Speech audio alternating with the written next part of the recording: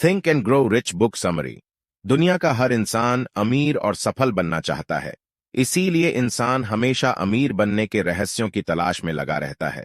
यदि आप भी अमीर बनना चाहते हैं और अमीर बनने के रहस्यों को अच्छे से समझना चाहते हैं, तो आपको think and grow rich book से शुरुआत करनी चाहिए। Think and grow rich book संभवतः आज तक लिखी गई दुनिया की सबसे बेहतर फाइनेंशियल पुस्तकों में से एक है। दोस्तों, आज हम बात करने वाले हैं सोचो और अमीर बनो, थिंक एंड ग्रो रिच किताब के बारे में, जो नेपोलियन हिल द्वारा लिखी गई think and grow rich book का हिंदी अनुवाद है। यह बुक समरी के माध्यम से आज हम आपको उन सभी रहस्यों को स्टेप बाय स्टेप बताने वाले हैं जो इस किताब में नेपोलियन हिल द्वारा सफल और अमीर बनने के लिए बताए गए हैं।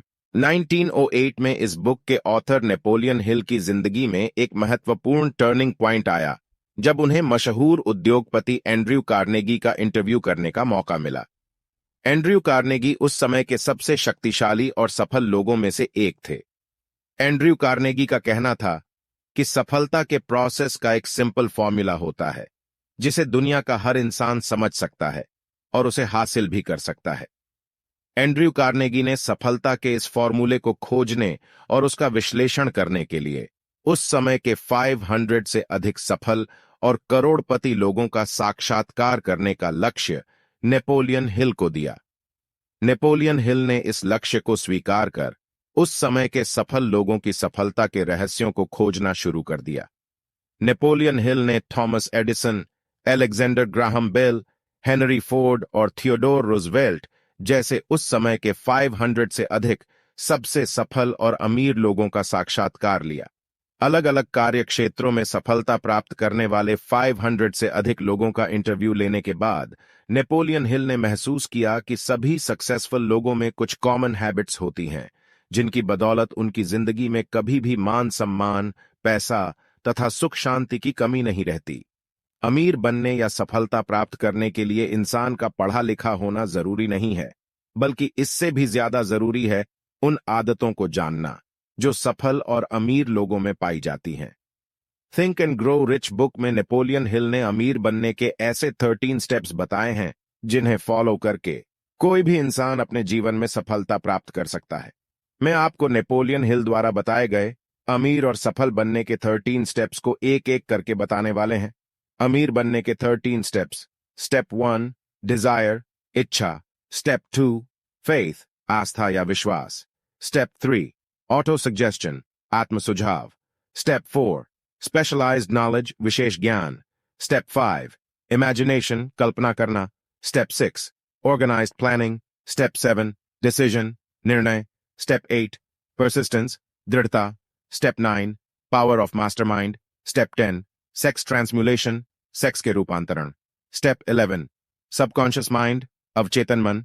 Step 12 the brain. Step 13 sixth sense. आइए दोस्तों, अब अमीर बनने के इन सभी स्टेप्स को एक एक करके अच्छे से समझते हैं। स्टेप 1 डिजायर, इच्छा। अगर आप पैसा कमाना चाहते हैं तो आपके अंदर पैसा कमाने की तीव्र इच्छा, बर्निंग डिजायर होनी चाहिए। ऐसा नहीं है कि यह नियम केवल पैसा कमाने के लिए ही लागू होता है, बल्कि यह दुनिया के हर काम पर लागू होता है। आप जो सोचते हैं आप वो कर सकते हैं, बस आपके अंदर उस काम को करने की तीव्र इच्छा, बर्निंग डिजायर होनी चाहिए। ऑथर ने इस किताब में 6 स्टेप्स बताएं जिनके जरिए आप पैसा कमाने की इच्छा को पूरा कर सकते हैं। आप जितना पैसा कमाना चाहते हैं उसे अपने मन में सोच लीजिए। यहां सिर्फ यह कहना काफी नहीं होगा कि मैं बहुत पैसा कमाना चाहता हूं। आपको एक निश्चित धनराशि ही सोचनी पड़ेगी, जैसे मैं 1 लाख रुपए हर महीने कमाना चाहता हूं। अब आपको यह निर्धारित करना होगा कि 1 लाख रुपए हर महीने कमाने के लिए आप क्या क्या काम कर सकते हैं। जैसे आप मेरी तरह ब्लॉगिंग कर सकते हैं या फिर यूट्यूब चैनल बनाकर भी पैसा कमा सकते हैं। कहने का मतलब है कि आप अपनी पसंद का ऐसा कोई भी काम कर सकते हैं जिससे आप हर महीने 1 लाख रुपए कमा सकें। इसके बाद आपको एक निश्चित तारीख डिसाइड करनी होगी जिस तारीख तक आप अपना इच्छित पैसा, जितना आपने सोचा था, कमा सकते हैं। जैसे मैं दिनांक द 30th of December 2024 तक 1 लाख रुपए हर महीने कमाना शुरू कर दूंगा। इसके बाद आप इच्छित पैसा कमाने के लिए जिस काम को करना चाहते हैं उसे करने के लिए एक निश्चित योजना बनाएं और फिर बिना किसी देरी के उस काम को शुरू कर दें। आप कितना पैसा कमाना चाहते हैं? आप इच्छित पैसा कमाने के लिए क्या काम करेंगे? आप किस तारीख तक इच्छित पैसा कमाएंगे? उस काम को करने की आपकी क्या योजना है? इन सारे सवालों के जवाब स्पष्ट रूप से किसी कागज पर लिखकर एक स्टेटमेंट तैयार कर लें। इसके बाद आप अपने इस लिखित स्टेटमेंट को दिन में 2 बार जोर से पढ़ें और इसे हमेशा याद रखें। स्टेप 2, फेथ, आस्था या विश्वास। किसी चीज को चाहने और उसे पाने में काफी अंतर होता है। आप किसी चीज को तब तक हासिल नहीं कर सकते जब तक आपको यह विश्वास न हो जाए कि आप इसे हासिल कर सकते हैं। अगर आप अमीर बनना चाहते हैं तो सबसे पहले आपको खुद पर भरोसा करना होगा कि हां, मैं अमीर बन सकता हूं, क्योंकि आप जिस तरह के विचारों को अपने सबकॉन्शियस माइंड में डालते हैं, आपका सबकॉन्शियस माइंड उसी तरह से काम करना शुरू कर देता है। इसलिए आपको हमेशा पॉजिटिव ही सोचना चाहिए और नेगेटिव विचारों से बिल्कुल दूर रहें। स्टेप 3, ऑटो सजेशन, आत्म सुझाव। कोई भी इंसान खुद पर विश्वास करना सीख सकता है। अगर आप अपने आप से किसी भी काम के बारे में रोजाना ये कहे कि मैं यह काम कर सकता हूं, तो एक समय ऐसा आएगा कि आप वाकई उस काम को करने में सक्षम हो जाओगे। खुद से इस तरह की बात करना ही ऑटो सजेशन कहलाता है। हमारा अवचेतन मन पूर्ण विश्वास की भावना से दिए गए किसी भी आदेश को ग्रहण कर लेता है और उन आदेशों पर एक्शन करना शुरू कर देता है। ऑटो सजेशन का सिद्धांत स्वेच्छा से सबकॉन्शियस माइंड, अवचेतन मन तक पहुंचता है। कोई भी विचार, चाहे वह सकारात्मक हो या नकारात्मक, आत्म सुझाव के सिद्धांत की सहायता के बिना अवचेतन मन में प्रवेश नहीं कर सकता। स्टेप 4, स्पेशलाइज्ड नॉलेज, विशेष ज्ञान। हर समस्या का समाधान ज्ञान है। अगर आप अपनी जिंदगी में सफल होना चाहते हैं तो आपको अपने ज्ञान को लगातार बढ़ाते रहना पड़ेगा। सक्सेसफुल लोग अपने व्यवसाय से संबंधित ज्ञान प्राप्त करना कभी बंद नहीं करते हैं। ज्ञान बढ़ाने का मतलब यह नहीं है कि आप पूरी दुनिया की चीजों को याद करें। सबसे पहले आपको यह तय करना होगा कि आपको किस प्रकार के विशेष ज्ञान की आवश्यकता है। इस स्थिति में आपको केवल अपने गोल, लक्ष्य के अनुसार, यानी आप जो काम करना चाहते हैं, उससे जुड़ी सारी जानकारी प्राप्त करनी होगी। अब आप सोच रहे होंगे कि ये सब जानकारी कहां से मिलेंगी।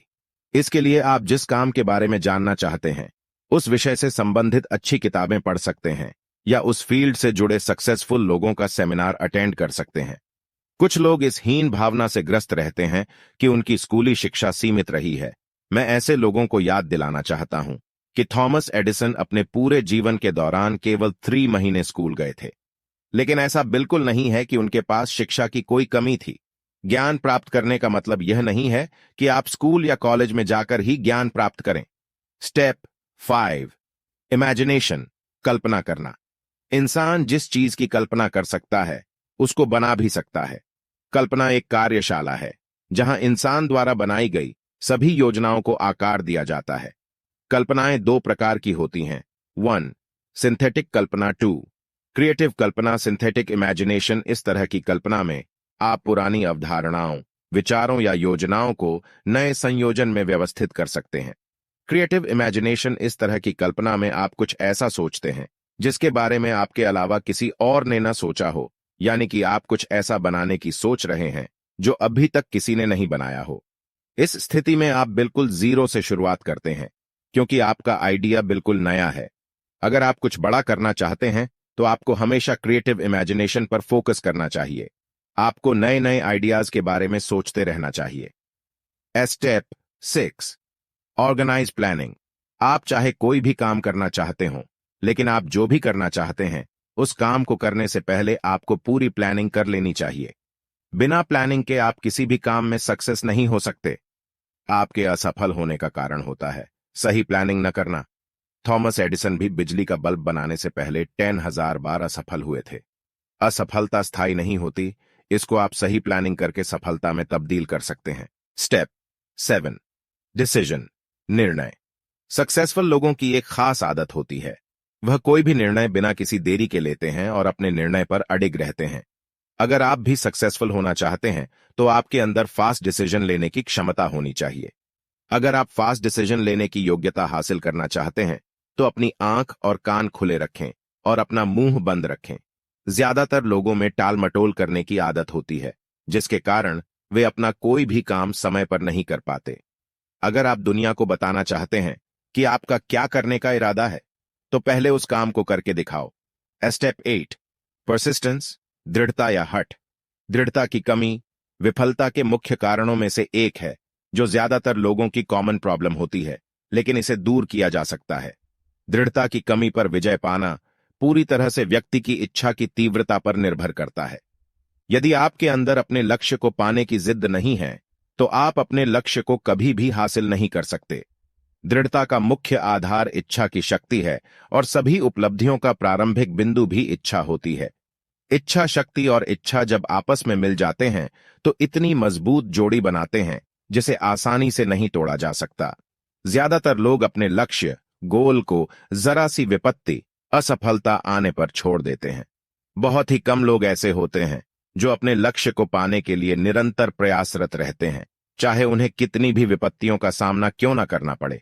जो लोग हार के बाद भी खुद को खड़ा कर लेते हैं और लगातार कोशिश करते रहते हैं, ऐसे लोग ही सफलता प्राप्त कर पाते हैं।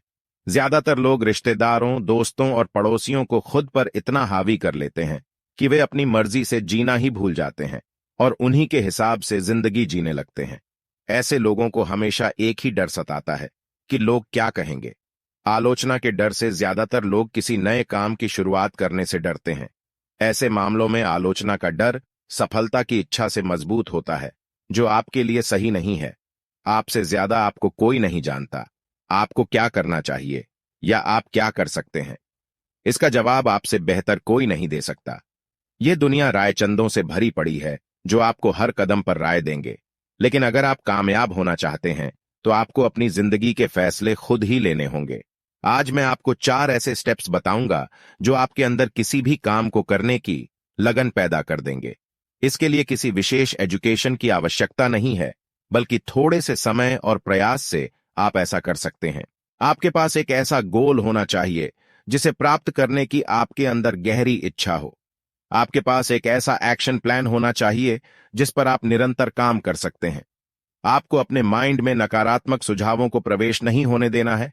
ऐसे नकारात्मक सुझाव अक्सर रिश्तेदारों, दोस्तों और परिचितों द्वारा दिए जाते हैं। आपको एक या एक से अधिक ऐसे व्यक्तियों, मास्टरमाइंड ग्रुप के साथ दोस्ताना व्यवहार रखना होगा जो आपकी योजना और उद्देश्य का पालन करने के लिए आपको प्रोत्साहित करें। Step 9, power of mastermind. आप चाहे किसी भी फील्ड में काम क्यों ना कर रहे हों, लेकिन आपके पास एक मास्टरमाइंड ग्रुप होना बहुत जरूरी है। मास्टरमाइंड ग्रुप ऐसे लोगों का समूह होता है जो आपकी नॉलेज को बढ़ाता है। अगर आप लाइफ में कुछ बड़ा करना चाहते हैं तो आप अकेले कुछ नहीं कर सकते, क्योंकि हो सकता है आपको सभी चीजों की नॉलेज ना हो।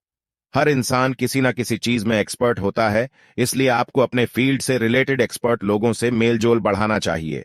ये एक्सपर्ट लोग ही आपकी योजनाओं को सफल बनाने में आपकी मदद कर सकते हैं।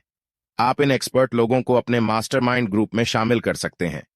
अब इसका मतलब यह नहीं है कि आप स्वार्थी बन जाए। आपको भी उनके लाभ का ध्यान रखना होगा, क्योंकि बिना किसी लाभ के कोई भी इंसान आपके साथ ज्यादा दिन नहीं टिक सकता। स्टेप 10, सेक्स ट्रांसम्यूलेशन, सेक्स के रूपांतरण। किसी तत्व या ऊर्जा के एक रूप का दूसरे में रूपांतरण होना ट्रांसम्यूलेशन कहलाता है। सेक्स की इच्छा सबसे पावरफुल मानवीय इच्छाओं में से एक है। यौन संपर्क की इच्छा इतनी मजबूत और उत्तेजक होती है कि इंसान इसके चक्कर में अपनी जिंदगी और मान सम्मान को भी दांव पर लगा देता है। वैज्ञानिक अनुसंधान ने कुछ महत्वपूर्ण तथ्यों का खुलासा किया है कि बड़ी उपलब्धियां प्राप्त करने वाले मनुष्य अत्यधिक विकसित सेक्स स्वभाव वाले मनुष्य हैं। यह ऐसे लोग हैं जो सेक्स रूपांतरण की कला को समझते हैं। Step 11, the power of subconscious mind, अवचेतन मन की शक्ति। हमारे माइंड के 2 हिस्से होते हैं। एक होता है कॉन्शियस माइंड, चेतन मन, और दूसरा होता है सबकॉन्शियस माइंड, अवचेतन मन। कॉन्शियस माइंड का काम होता है सोच विचार करना, और सबकॉन्शियस माइंड का काम होता है आपकी सोच पर विश्वास करना। सबकॉन्शियस माइंड पर हमारा कोई कंट्रोल नहीं होता, लेकिन हमारी सारी इच्छाएं, भावनाएं और फैसले इसी से कंट्रोल होते हैं। आप जैसा सोचते या करते हैं, सबकॉन्शियस माइंड उस पर पूरी तरह यकीन कर लेता है। चलिए इसे एक उदाहरण से समझते हैं। जब आप कंप्यूटर कीबोर्ड पर टाइप करना सीखते हैं, तो शुरुआत के कुछ दिनों तक आपको सोचना पड़ता है कि कौन सा अल्फाबेट या नंबर कहां पर है। इस स्थिति सोचने का काम आपका कॉन्शियस माइंड करता है।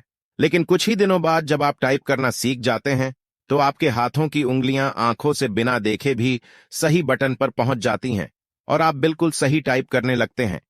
ऐसा आपके सबकॉन्शियस माइंड वजह से होता है क्योंकि अब आपका सबकॉन्शियस माइंड पूरी तरह यकीन कर चुका है, और जिस बात पर सबकॉन्शियस माइंड को यकीन हो जाता है उसके बारे में कॉन्शियस माइंड को दोबारा सोचने की जरूरत नहीं पड़ती।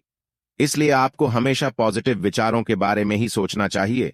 ये पॉजिटिव विचार धीरे धीरे आपके सबकॉन्शियस माइंड बैठ जाएंगे और इसके बाद आपकी जिंदगी में जो होगा वो पॉजिटिव ही होगा। ऑथर द्वारा think and grow rich book में 7 सबसे शक्तिशाली सकारात्मक भावनाएं बताई गई हैं जिनमें हमको महारत हासिल करनी चाहिए, जैसे इच्छा, आस्था, प्यार, सेक्स, उत्साह, रोमांस, आशा। उपरोक्त 7 सकारात्मक भावनाओं के अलावा ऑथर द्वारा 7 प्रमुख नकारात्मक भावनाएं के बारे में भी बताया है जिनसे हमें बचना चाहिए, जैसे डर, ईर्ष्या, घृणा, बदला, लालच, अंधविश्वास, क्रोध। स्टेप 12। The brain. आप जानते हैं दिमाग दुनिया की सबसे पावरफुल मशीन है और खुशी की बात यह है कि यह पावरफुल मशीन दुनिया में सिर्फ इंसान को दी गई है, इसलिए आपको इसका पूरा फायदा उठाना चाहिए। हमारा ब्रेन 2 तरह से काम करता है। यह विचारों को प्रसारित करता है और ग्रहण भी करता है। अच्छे विचारों का हमारी सफलता में बहुत बड़ा योगदान होता है। Step 13। Sixth sense. Sixth sense की पावर का कुछ लोग ही अच्छे से यूज कर पाते हैं क्योंकि ज्यादातर लोगों को इसके बारे में पता ही नहीं होता। चलिए समझने की कोशिश करते हैं कि आखिर सिक्स्थ सेंस यानी छठी इंद्रिय का क्या मतलब होता है। इसे एक उदाहरण से समझते हैं। आप जानते होंगे कि आईपीएल मैच के लिए खिलाड़ियों की बोली लगाई जाती है। खिलाड़ियों को खरीदने वाले लोग अपने सिक्स्थ सेंस यूज करके खिलाड़ी को खरीदते हैं क्योंकि उन्हें लगता है कि जिस खिलाड़ी को उन्होंने खरीदा है वह अच्छा परफॉर्म करेगा। अब हो सकता है वो खिलाड़ी अच्छा परफॉर्म करें और यह भी हो सकता है वो अच्छा परफॉर्म ना करें। सिक्स्थ सेंस ऐसी चीज नहीं है जिसे आप अपनी इच्छा से पहन और उतार जा सके। सिक्स्थ सेंस एक ऐसी क्षमता है जिसे इस किताब में दिए गए सिद्धांतों का प्रयोग करके धीरे धीरे विकसित किया जा सकता है।